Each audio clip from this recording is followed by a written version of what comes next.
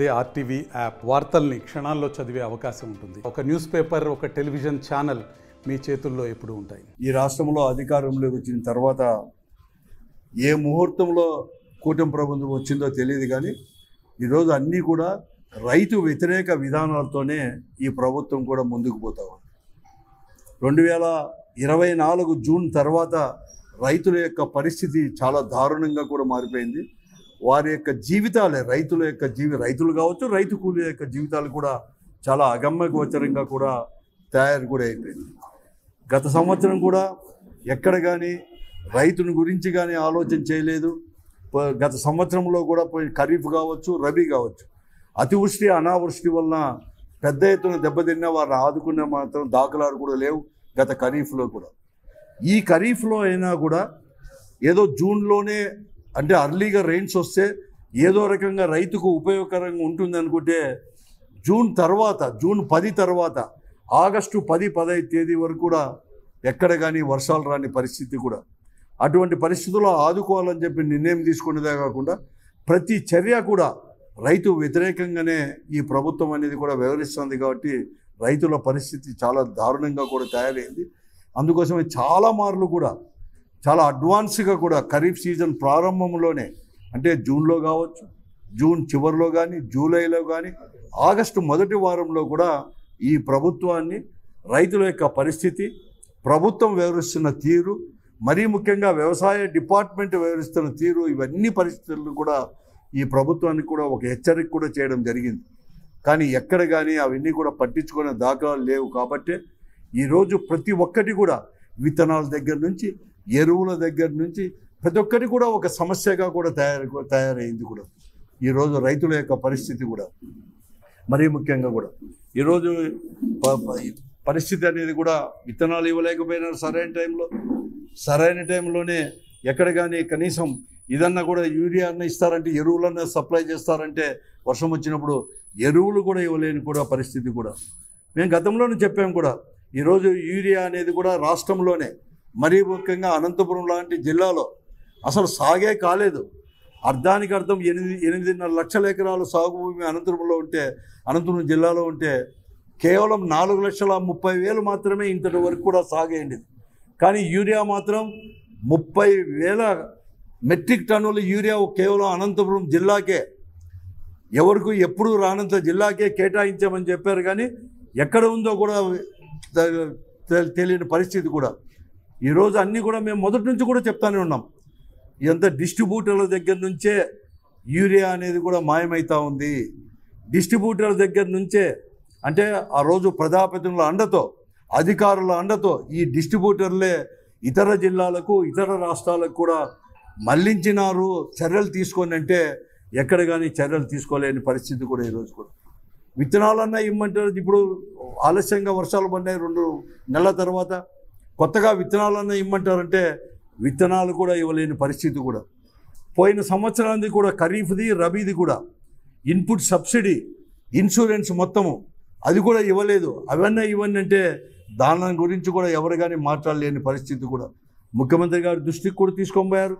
మేమే కాదు, రాజకీయ పార్టీగా వైఎస్ఆర్ కాంగ్రెస్ పార్టీనే కాదు, ఈరోజు పత్రికలు కూడా ముఖ్యమంత్రి గారు ఏ విజిట్కి వచ్చినా కూడా, మన రీసెంట్గా గత నెల అనుకున్నాను జూలైలో కూడా ఉరవకొండ కూడా రోజు వచ్చినప్పుడు కూడా చాలా పత్రికలు కానీ అక్కడ కూడా ముఖ్యమంత్రి గారి దృష్టికి కూడా తీసుకొని పోయారు కూడా. ఎరువులు కూడా గిట్టుబాటు ధర దగ్గర నుంచి ప్రతి ఒక్కరు కూడా. కానీ ఎక్కడ కానీ గిట్టుబాటు ధర ఇవ్వలేదు. మామిడికి ఇవ్వలేదు, మిరపకి ఇవ్వలేదు, అప్పుడు ఎక్కడ ఏ పంటకు కూడా ఇవ్వలేని పరిస్థితి కూడా ఈరోజు కూడా ఉంది. కానీ ఈరోజు అటువంటి పరిస్థితుల్లో వైఎస్ఆర్ కాంగ్రెస్ పార్టీ మరొక మారు కూడా ఈ ప్రభుత్వం దృష్టికి తీసుకొని పోవాలని చెప్పేసి, ఈ ప్రభుత్వానికి కూడా ఇవన్నీ కూడా చెప్పేదే కాకుండా ఒక హెచ్చరిక చేసి వెంటనే కూడా ఆదుకోకపోతే, యూరియా దగ్గర నుంచి, విత్తనాల దగ్గర నుంచి, గిట్టుబాటు ధర దగ్గర నుంచి అన్నీ కూడా ఆదుకోవాలని చెప్పేసి 9వ తేదీ వైఎస్ఆర్ కాంగ్రెస్ పార్టీ ఆధ్వర్యంలో నియోజకవర్గాల నుంచి రైతుల దగ్గర నుంచి కూడా సమీకరించి పెద్ద ఎత్తున ప్రదర్శనతో పోయి ఆర్డీఓ గారికి ఒక మెమరాండం కూడా ఇవ్వడం అని చెప్పేసి వైఎస్ఆర్ కాంగ్రెస్ పార్టీ కూడా నిర్ణయించుకోవడం కూడా జరిగింది. అందుకోసమే రైతు సోదరులందరికీ కూడా సోదర సోదరీమణులందరికీ కూడా నేను కోరుతాను, ఆ రోజు మీ రెవెన్యూ డివిజన్లో పరిధిలో జరిగే ర్యాలీలో పెద్ద ఎత్తున మేము పాల్గొని దాన్ని విజయవంతం చేసి ప్రభుత్వానికి తగిన బుద్ధి చెప్పాలని, హెచ్చరిక చేయడానికి కూడా ప్రతి ఒక్కరూ పాల్గొనాలని చెప్పేసి రైతు సోదరులకు అందరికీ కూడా నేను విజ్ఞప్తి కూడా చేస్తూ ఉన్నాను. ఎందుకు చెప్తున్నా అంటే ఈరోజు మేమంతా కూడా ఇవన్నీ కూడా మేము చెప్తే ప్రభుత్వం దృష్టికి తీసుకొని వారిని ఆదుకోవాల్సింది పోయి ఈరోజు యూరియా దగ్గర నుంచి విత్తనాల దగ్గర నుంచి ప్రతి ఒక్కరు తీసుకొని కానీ ముఖ్యమంత్రి గారే స్వయంగా కూడా ఒక క్యాబినెట్ మీటింగ్లోనే ఒక రైతుల్ని కానీ లేకపోతే సోషల్ మీడియాలో పెట్టేవారు కానీ లేకపోతే పత్రికల్లో అవన్నీ యూరియా ఇవన్నీ కూడా కొరత ఎలా అయింది, బ్లాక్ మార్కెట్ ఎలా పోయింది ఇవన్నీ చెప్తా ఉంటే సోషల్ మీడియాలో పెడతా ఉంటే వారిని దబాయించడం, వారి తర్వాత ఇవే కాకుండా బెదిరించడం, కేసులు పెడతామని చెప్పడం ముఖ్యమంత్రి గారికి తగదు అని చెప్పేసి కూడా నేను ముఖ్యమంత్రి గారికి చెప్తాను.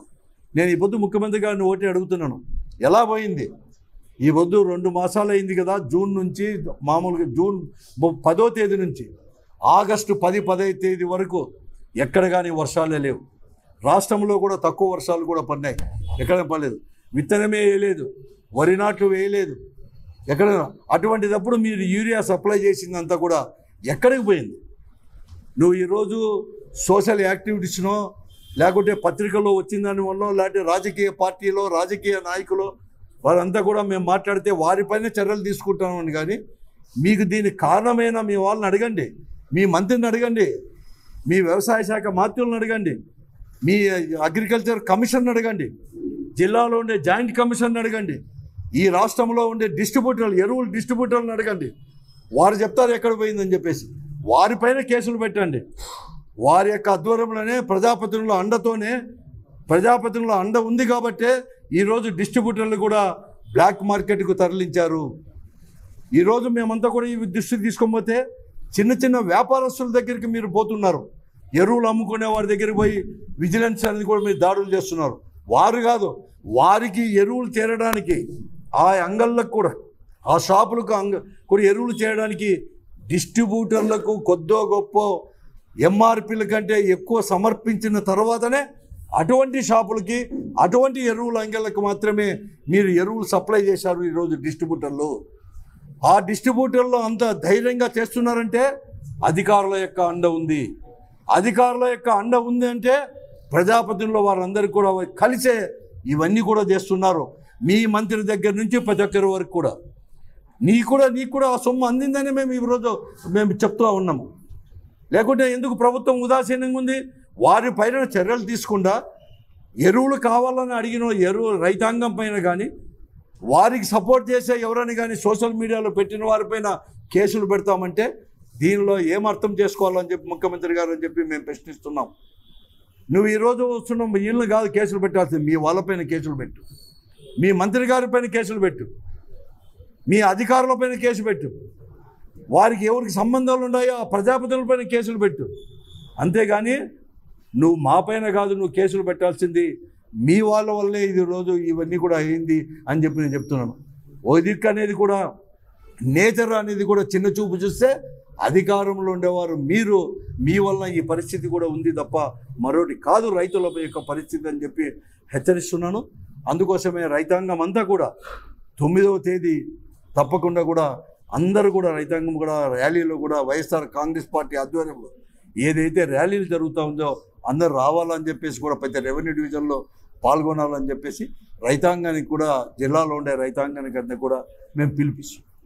తెలుగులో న్యూస్ కి ఫాస్టెస్ట్ యాప్ ఇప్పుడు టోటల్లీ న్యూ అవతార్లో జస్ట్ 5 సెకండ్స్ లో కంప్లీట్ న్యూస్, సోషల్ మీడియాలో ట్రెండ్స్ కి one stop solution, live TV app voice search option తో ఇప్పుడే డౌన్లోడ్ చేయండి లేదా అప్డేట్ అయిపోండి. యాప్ లింక్ డిస్క్రిప్షన్ లో ఉంది.